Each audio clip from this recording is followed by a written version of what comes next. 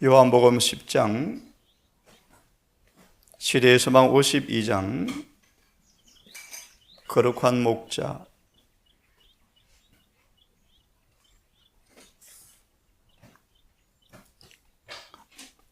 엊그제 보았던 것처럼 부자 선지자, 각 시대의 대쟁투, 시대의 소망 안에는 진리가 확대되어 있고, 이것이 길이니라는 진리가 성령으로 확실하게 기록되어 있다고 말씀하시면서, 시대의 소망은 주께서 가라사대의 말씀이 분명하게 기록되어 있다고 말씀하십니다. 특별히 한 번의 적절한 표현처럼 예수의 믿음이 무엇인지 이 소망을 통하여 확실하게 배우시고 그 믿음을 소유하셔서 하나님의 계명을 지키는 거룩한 복음의 경험이 우리 있게 되기를 다시 한번 간절히 바랍니다. 이제 우리 요한복음 10장을 함께 묵상할 텐데요, 초막절에서 생명의 빛을 우리 함께 지내왔습니다. 이어 10장에서는 잘 아시는 연상의 통로를 통하여 우리 주님은 자신을 선한 목자로 소개하는 거룩한 목자의 장을 함께 볼 텐데요, 몇 구절만 읽은 다음 이 아침 잠시 누구든지 목마르거든 이란 말씀과 생명의 빛에 대한 말씀을 잠시 몇 구절로 복습을 좀 한 다음 이 말씀을 계속해서 묵상하겠습니다. 10장입니다. 3절의 말씀, 내가 양의 목자라. 문지기는 그를 위하여 문을 열고 양은 그의 음성을 듣나니. 성령의 감화에 민감할수록 예수님의 작은 목소리도 듣는다. 이것이 길이니. 양은 그의 음성을 듣나니. 그가 자기 양의 이름을 각각 불러내어서 인도하느니라. 각각 불러내어 인도하는 이 경험이 여러분 아브라함, 요셉, 야곱, 다윗, 다니엘, 요한, 베드로 여러 삶 속에서 경험으로 아멘 되어졌기를 바랍니다. 이렇게 인도하셨구나. 그래서 각각 불러내어서 인도하여 내느니라. 다 읽지 못하겠습니다. 5절의 말씀, 내 양은 타인의 음성은 알지 못하는 고로.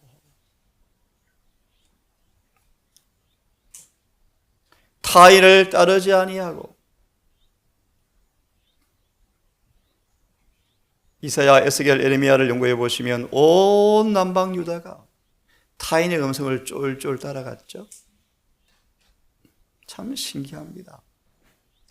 참된 목자는 그도 차버리고 타인의 음성을 따라갔죠. 그래서 예내시는 말씀 보시면 유대교의 역사는 타인의 음성을 따라간 결과였다. 타인의 음성. 타인의 음성과 목자의 음성의 차이가 뚜렷하게 있죠. 하나만 짧게 소개해드리면 좁은 길인가? 좁은 길인가? 우리의 삶을 믿음으로 율법을 굳게 세우는 길인가? 우리 모든 삶을 진리와 일치되게 만들어주는 길인가? 생각해 보시기를 바랍니다. 넘어가겠습니다. 11절, 나는 선한 목자라. 선한 목자는 양을 위하여 목숨을 버리거니와. 싹군도 있는데 그들은 목자가 아니다. 예레미야의 말씀은 흩어지게 하는 목사들이 많다. 34장은 양들은 파리하여 지쳐 있는데 살쪄 있는 목자들이 많다.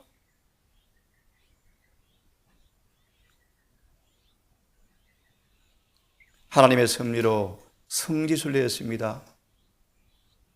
엉터리죠. 그렇죠? 싹구는 목자가 아니다. 양도 재앙이 아니므로 이리가 오면 양을 버리고 달아나나니 이리가 양을 역탈하고 또 해치느니라. 14절 나는 선한 목자라.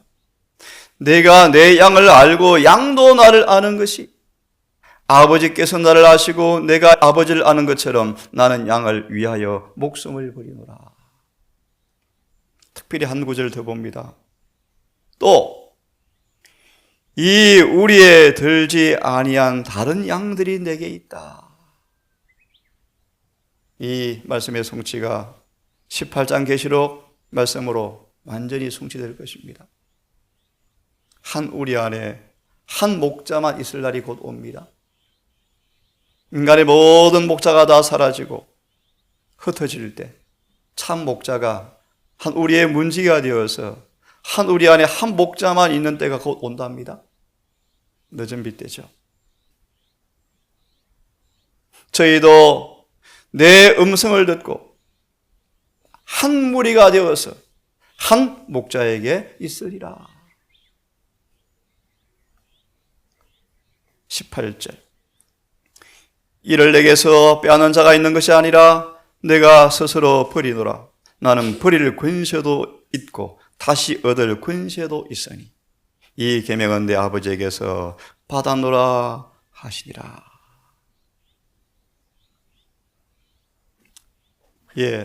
시리의 소망을 좀 찾아오셔서 오늘부터 10장 본문을 중심으로 소망 52장 거룩한 목자를 공부할 텐데, 이 시간 잠시 지난날 공부한 부분을 몇 구절을 통하여 다시 마음속에 새기는 시간을 좀 갖기를 원합니다. 476페이지 거룩한 목자. 요한복음 10장의 말씀에 오기 앞서 주님은 이렇게 말씀하셨습니다.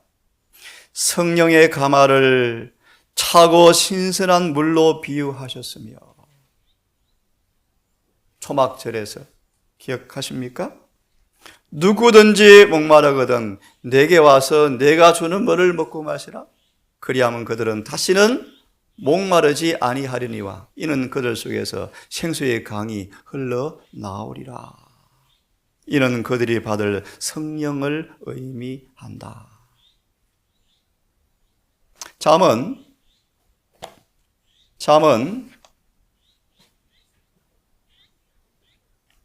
4장 23절을 다시 보겠습니다. 우리 사랑하는 우리 모든 가족들, 이 말씀처럼 이 시골 생활을 통한 하나님 그렇게도 원하시는 침례 요한처럼 하늘의 가마가, 성령의 가마가 어느 참외처럼 눈을 들어 모든 걸 바라볼 때 하나님의 은혜뿐인 이 시골 생활을 통하여 이 놀라운 특권을 놓치지 않기를 바라는데요. 잠언 4장 23절 너무 잘 아시는 말씀인데 한번 펴시기 바랍니다.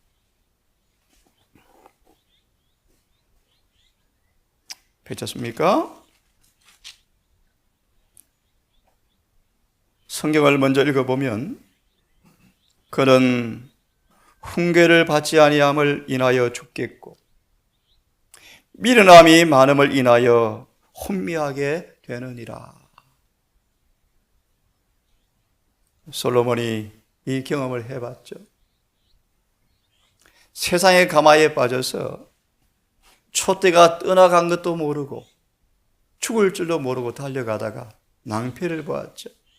그의 간정이요, 간정. 오늘 말씀으로 좀 말하면 성령의 가마를 받지 못함을 인하여 죽겠고, 성령의 가마에 둔한 사람들은 혼미하다. 고린도후서 4장의 말씀에 유대인들이 혼미하여 예수의 얼굴에 반사된 의의를 알아보지 못하고 그거를 핍박했죠. 4장 23절 주석에 보시면 다시 한번 우리 복습하기를 바랍니다. 실제 생활은, 실제의 신앙이 무엇인지, 그것은 바로 성령의 향기를 호흡하는 것이 신앙하는 것이다. 유기농, 감자, 오이, 요즘 너무 마음껏 먹죠? 이 맑은 공기, 햇빛과 물을 마음껏 마시죠? 더 본질은, 시골 생활은 성령의 향기를 호흡하는 최적의 장소다. 인간의 감화가 덜할수록, 세속의 감화가 덜할수록, 예컨대 모든 세상의 소리가 침묵하는 순간 성의 음성이 들리죠. 보십시오. 내 속에 정한 마음을 창조하소서라는 기도를 하나님께 올리도록 하라. 정한 마음, 율법과 일치한 마음, 예수의 마음, 자아무아의 사랑의 마음, 순결하고 정결케 된 영혼 속에는 항상 그리스도께서 계시고 그 부요한 마음에서부터 생명이 흘러나오기 때문이다. 인간의 의지는 그리스도께 굴복되어야 한다. 이기적인 마음은 그대로 방치해 두거나 닫아 놓을 것이 아니라 하나님의 영에 부드러운 감화에 마음을 열어놓을 필요가 있는데, 실제적 신앙은 어느 곳에서나 성령의 향기를 호흡하는 것이다.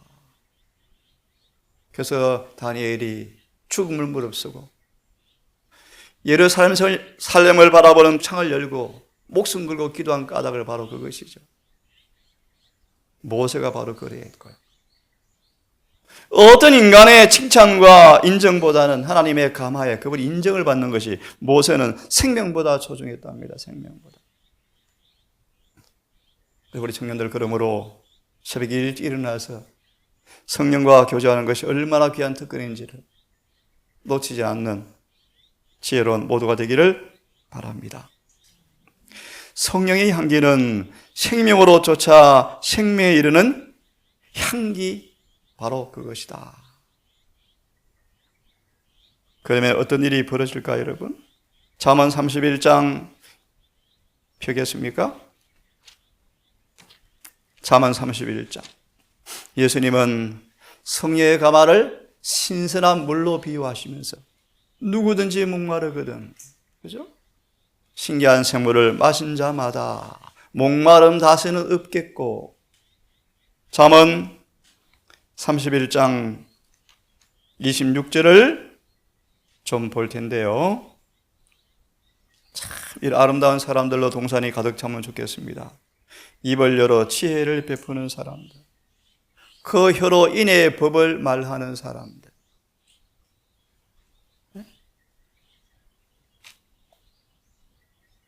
26절을 펴보시면 두 번째 말씀을 다시 보십시다. 친절이라는 율법을 생활화하라. 생활화하라.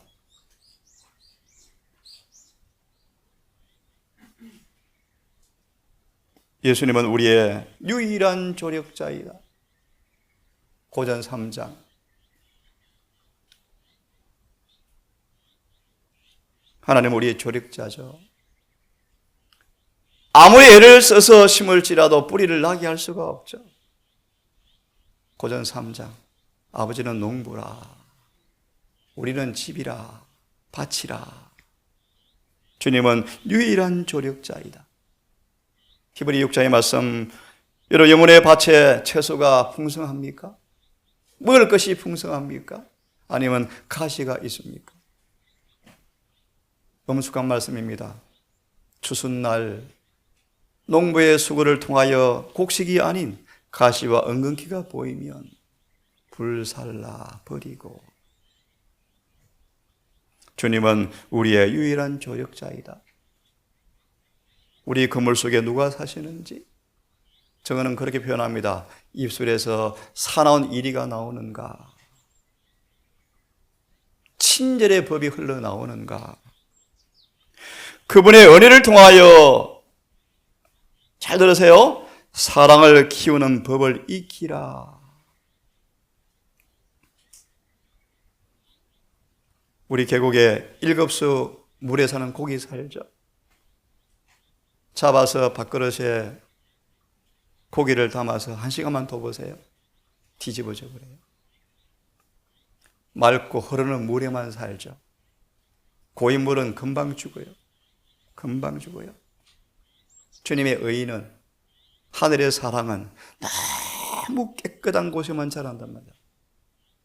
우리 마음속이 여전히 더러운 상태로 남아있으면 이 의가, 사랑이 자랄 수가 없대요. 사랑의 식물을 잘 자라게 하려면요, 마음밭을 잘 지키셔야 합니다. 일일이 다 말씀드릴 수가 없습니다. 사랑을 키우는 법을 익히고, 끊임없이 이기심을 죽이고, 자아 모아의 사랑이 내 삶 속에서 성령으로 실천되어지는 삶을 열심히 익히라. 우리의 자신을 교육해서 친절하고 부드럽게 말하는 법을 익힐 것이다. 예배 4장의 말씀에 주석의 말씀이요, 우리의 말은, 우리의 어법, 화법은, 우리의 말투는, 우리의 억양은 어느 교사 밑에서 배우는가, 어떤 양식을 먹고 사는가를 드러내는 좌표라고 말씀하죠. 그래서 아시는 것처럼 오순절 11 제자를 사람들은 평가하기를 그들의 언어가 너무나 순결했다, 너무나 부드러웠다. 이것이 바로 주님께로부터 배운 제자임이 분명하구나. 그분의 은혜로 니골라당, 유다서 말씀, 은혜를 세격거리로 바꾸는 사람, 죄는 상태인지라. 아무리 예수를 믿어도 누가 그분처럼 되느냐? 은혜를 더럽히는 사람들의 말이죠. 은혜로 우리는 냉정하고 거친 태도가 변화될 것이다. 이것이 은혜죠. 이것이 은혜죠. 우리는 아무리 예수를 믿어도 꾸중물이 나오기 때문에 은혜가 필요하다. 한편 맞지만 한편은 더럽히는 것이죠. 은혜를 받으면 냉정하고 거친 태도는 변화될 것이다. 더 온화해져야죠. 더 온화해져야죠. 그것이 은혜죠. 친절의 법이 그들의 입술에 있을 것이다. 예수님은 성령의 가마를 신선한 물로 비교하셨다. 여러분, 신기한 선물에서 이 성령의 가마로 이루어진 물을, 은혜의 물을 마시게 되기를 간절히 바랍니다. 성령의 귀한 가마 아래에 있는 사람은 우는 자들과 함께 울고, 기뻐하는 자들과 함께 기뻐하는 것을 연약함의 증거로 생각하지 않을 것이다.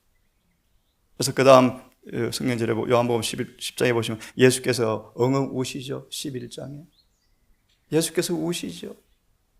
나사로 모든 옆에서 우셨죠. 우리는 탁월한 하늘의 품성을 함양해야 한다.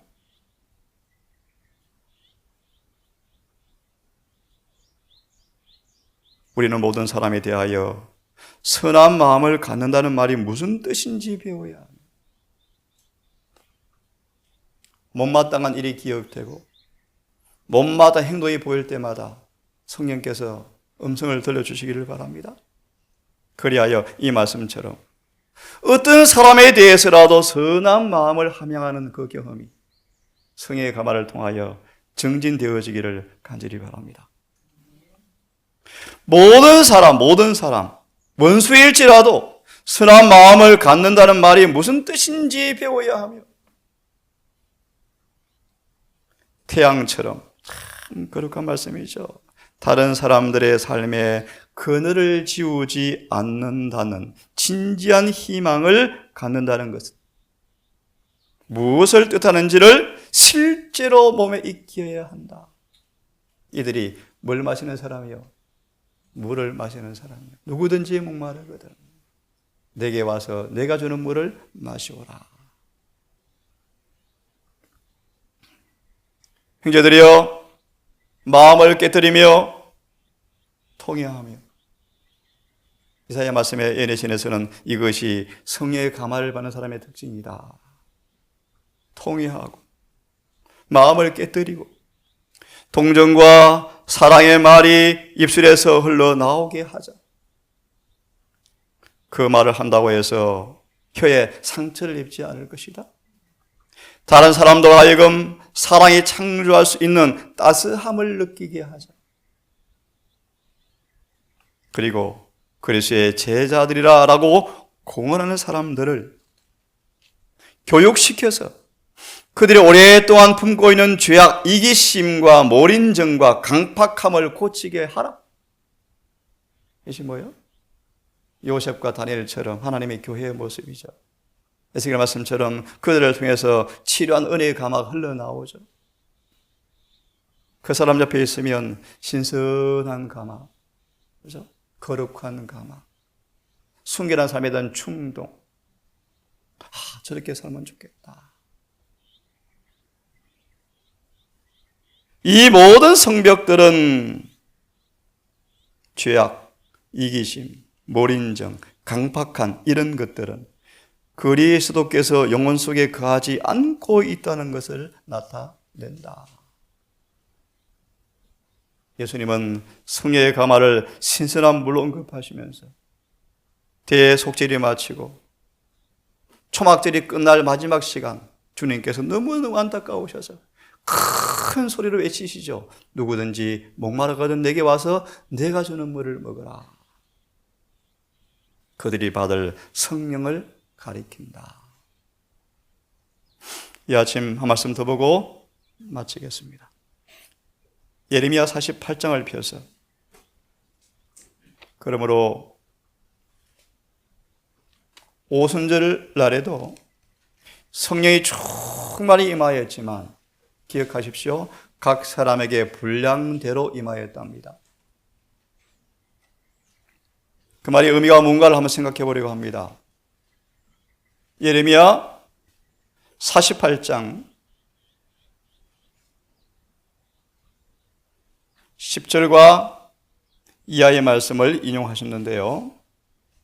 다 읽지 않고 바로 주석을 좀, 증언을 바로 좀 찾으십시오. 하나님의 성령이 역사하지 못하는 곳이 있다. 다 읽을 수가 없습니다. 요약하겠습니다. 성령의 감화와 감동 강도는 이렇게 바꿔봅니다. 우리 마음속의 갈망의 정도에 따라 비례되어진다. 이렇게 하면 됩니다. 인간이 저항하는 것보다 더 큰 힘으로는 성령께서 역사할 수가 없다. 무슨 뜻이죠? 예를 들면 가로 유다가 완고한 마음을 품고 있는 한 성령이 아무리 강하게 역사해도 반응을 할 수가 없다는 것입니다. 중간에 보시면 모압 같은 사람이 있다. 좀처럼 냄새가 안 바뀌는 사람이 있다. 이 그릇 저 그릇을 옮기도 옛날 그릇 냄새가 난다.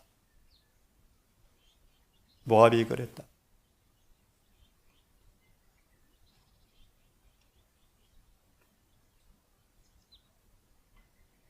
왜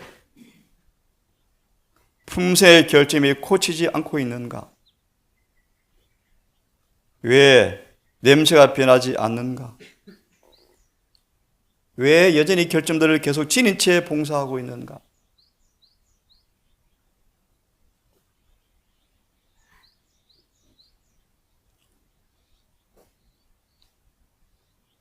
그들은 스스로 자신을 면밀히 살펴보고 하늘의 빛에 비추어서 빨리 그래서 의무를 실천하도록,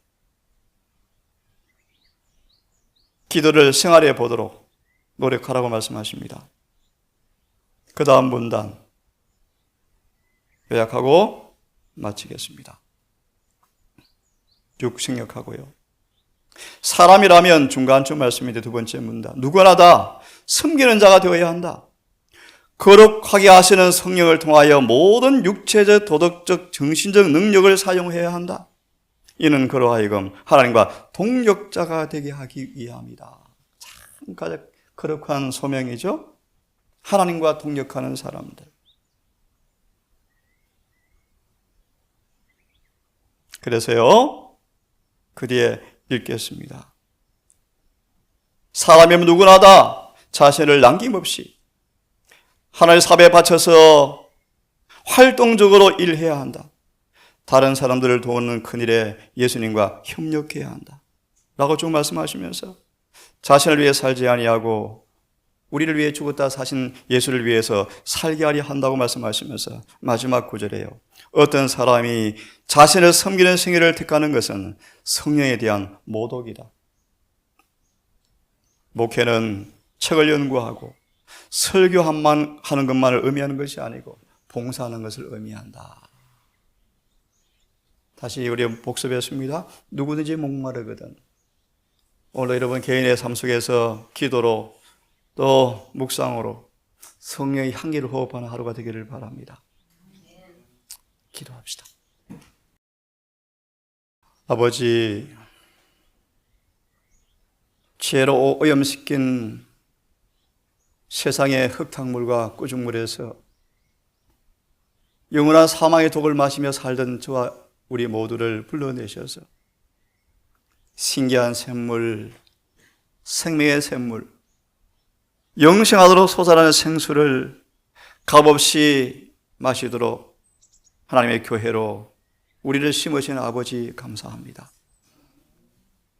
오직 은혜 안에 머물고 오직 진리 안에 걷고 오직 그리스도 안에 거하는 경험을 통하여 찬양처럼 신기한 샘물을 마시는 영생의 샘물을 마시는 그런 놀라운 행복과 기쁨이 우리 삶 속에 충만하게 되기를 진심으로 기도합니다. 아버지, 실제 신앙이 무엇인지를 더 경험하고 싶습니다. 사랑하는 가족들, 오늘도 매사에 성령의 감화에 민감하게 되어지고 잘 반응함으로 쉬지 않고 역사하시는 창조주의 재창조 역사가 오늘도 우리 속에 이루어지게 하셔서 바울처럼 더 이상 세상의 미련도 애착도 없는 죽어버리는 그런 경험이 우리 가운데 있게 해 주셔서 우리를 변화시키는 은혜, 충만함의 경험이 모두에게 이루어지게 해 주시옵소서. 새로 주어진 선교원 그것을 통하여 늦은 비의 길을 준비되어지고 늦은 비의 역사가 이루어지는 현장으로 사용되어지기를 진심으로 기도합니다. 이 일에 주님 우리 동상 가족을 준비시키사 한 사람일지라도 올바른 말씀과 삶으로 증거로 성령의 신선한 감화를 통하여 영혼들 앞에 생수를 나누어주고 빛을 나누어주는 귀한 처소가 되게 인도해 주시옵소서. 오늘 한날을 맡겨오니 우리 모든 삶을 진리로 인도해 주시오기를 사랑 많으신 예수님의 이름으로 기도드리옵나이다.